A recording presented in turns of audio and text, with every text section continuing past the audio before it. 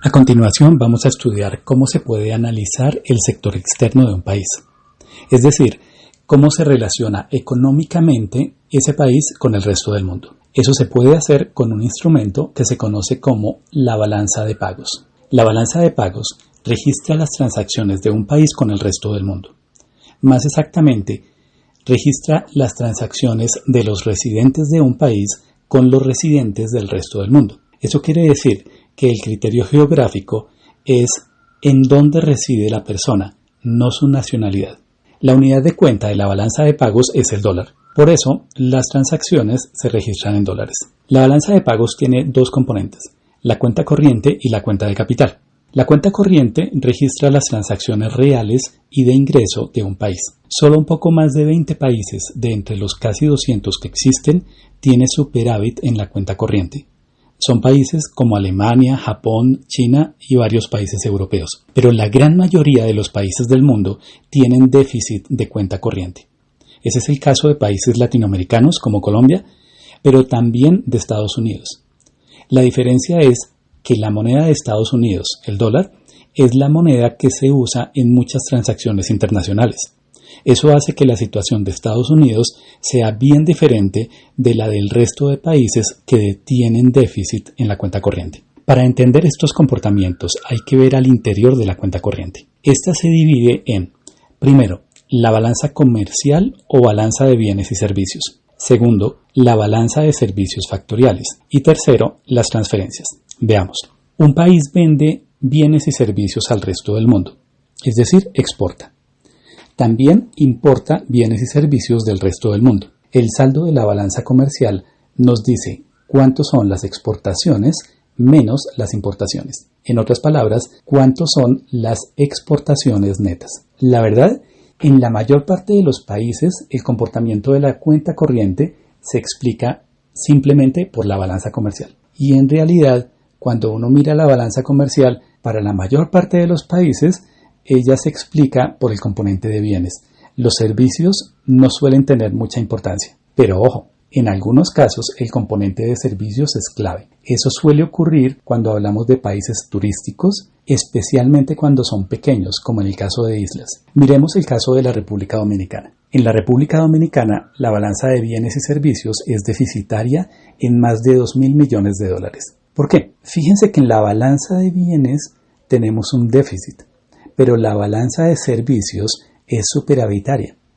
Es decir, que el fuerte del comercio de la República Dominicana está en los servicios. ¿Pero cuáles son esos servicios? La mayor parte de las exportaciones de servicios de ese país son de turismo, que aquí se registra como viajes. Casi 6.000 millones de los 7.000 millones de dólares que exportan son turismo. Por otra parte, es interesante ver que las importaciones de servicios son en casi una tercera parte fletes, es decir, transporte. Los fletes y el turismo son dos de los servicios más importantes en el mundo. Aquí hay otro punto importante. Los bienes de la balanza de pagos aparecen a precios FOB, es decir, al precio en el puerto de origen. La razón es que los fletes y seguros se contabilizan en la balanza de servicios. Un último elemento de la cuenta corriente es el pago a los factores de la producción. Por ejemplo, en las zonas de frontera hay gente que trabaja en el país vecino por días o meses. Ese pago al factor trabajo se incluye en la balanza de servicios factoriales, pero el grueso de la balanza de servicios factoriales son pagos al capital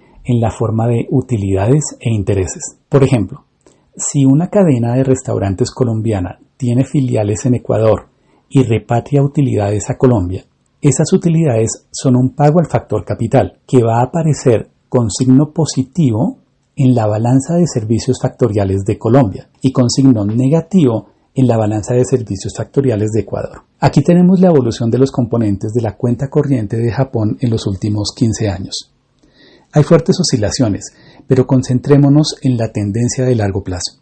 La cuenta corriente, la línea azul, se ha mantenido superavitaria. La línea roja, que representa la balanza comercial, tiene una tendencia de largo plazo decreciente y en 2019 estaba cercana a cero, aunque todavía tenía superávit. Las transferencias, que son la línea morada, no tienen mayor importancia. Con una tendencia a que caiga la balanza comercial, la cuenta corriente se ha mantenido Porque la balanza de servicios factoriales, la línea verde, ha tenido una tendencia creciente en el largo plazo. ¿Pero por qué? Hace 15 años, Japón tenía muchas exportaciones de bienes que fabricaban en Japón mismo, pero en las últimas décadas estuvo abriendo subsidiarias y firmas en otros países. Ahora las entradas que recibe no son por sus productos producidos en Japón y exportados, sino por la utilidad de las empresas japonesas que operan en el exterior. Esas utilidades son las que explican el crecimiento de la balanza de servicios factoriales. También tenemos casos en que la balanza de servicios factoriales es negativa,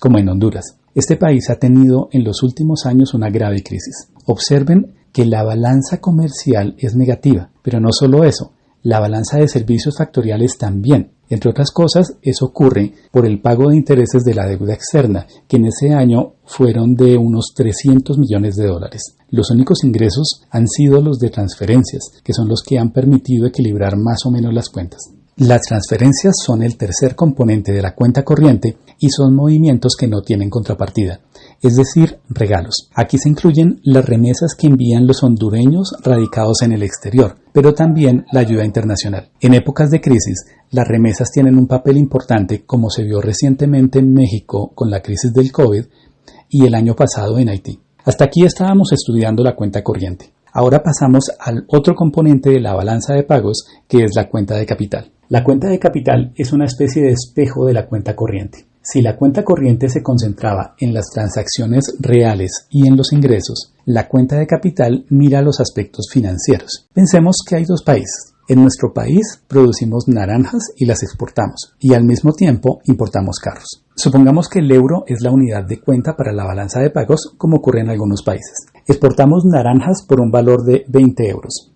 ¿Cómo nos pagan? Supongamos que nos dan 10 euros en efectivo y lo demás es a crédito. Entonces nos dan un papelito en el que dicen que nos pagarán los otros 10 euros más adelante. También importamos carros por 30 euros. Ese carro lo compramos a crédito y lo pagamos con un papelito por esa cantidad. El total de nuestras exportaciones fue de 20 euros y de las importaciones fue de 30 euros. El saldo de la balanza comercial es de menos 10 euros, es decir, es deficitario en 10 euros. Como los demás componentes son cero, la cuenta corriente es igual a la balanza comercial. Todo eso era por el lado real. Ahora miremos qué fue lo que pasó con los papelitos. Entregamos papelitos por 30 euros. Eso quiere decir que nos endeudamos en 30. Y recibimos papelitos por 10 euros. Es decir, prestamos 10. El endeudamiento neto fue de 20 euros. El endeudamiento neto se registra en la cuenta de capital, que es el otro componente de la balanza de pagos. Ahora, fíjense que lo que vendimos, es decir, nuestras exportaciones netas, más en cuanto nos endeudamos, nos daría en cuanto aumentaron los euros que teníamos. En esta historia, los euros representan las reservas internacionales. Las reservas suelen estar en dólares y otras monedas, pero también en oro y papeles como los derechos especiales de giro del Fondo Monetario Internacional. Lo importante es que en ausencia de movimientos en otras cuentas, la balanza comercial más la cuenta de capital serán iguales a la variación de las reservas internacionales. Esa es la ecuación que van a encontrar en sus lecturas de macroeconomía y en análisis teóricos. Pero también lo podríamos ver de otra forma. Si despejamos la balanza comercial, nos daría que la balanza comercial es igual al préstamo neto, es decir, el endeudamiento neto con signo negativo, más la variación de las reservas internacionales, o lo que es lo mismo, sería igual a la acumulación de activos extranjeros. Fíjense que las reservas internacionales son activos extranjeros. Hay quienes prefieren esa manera de presentarlo. Entre ellos está el Fondo Monetario Internacional y el FMI es quien da la metodología para la construcción de las estadísticas de la balanza de pagos. Cuando ustedes vean esas estadísticas, tengan en cuenta que lo que allí se llama la cuenta de capital y financiera es lo que definimos como acumulación de activos extranjeros, es decir, el préstamo neto más las reservas internacionales. Hay que tener cuidado porque al expresarlo como préstamo neto va a tener el sentido opuesto a lo que nosotros aquí llamamos la cuenta de capital. Pero la cuenta de capital no solo incluye los préstamos. También incluye la inversión extranjera directa, que son las compras de empresas por parte de residentes en el exterior. A movimientos de más corto plazo se los llama inversión de portafolio o capital golondrina, porque son capitales que llegan pero que también se van muy fácil en cualquier momento. Al comienzo habíamos visto que la mayor parte de los países tienen déficit en la cuenta corriente. Ello se traduce en endeudamiento que se refleja en un balance positivo de la cuenta de capital.